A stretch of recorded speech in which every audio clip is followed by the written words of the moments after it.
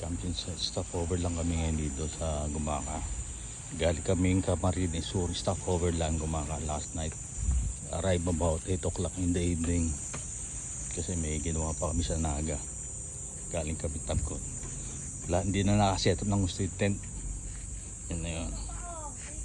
Yan. Dalawang. Puranan setup. Mi, dito ka na dumaan sa harap. Kukunin akong ano.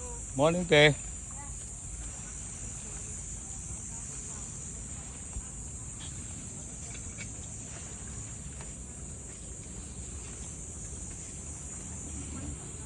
Yung tsahin ko sumama sa amin.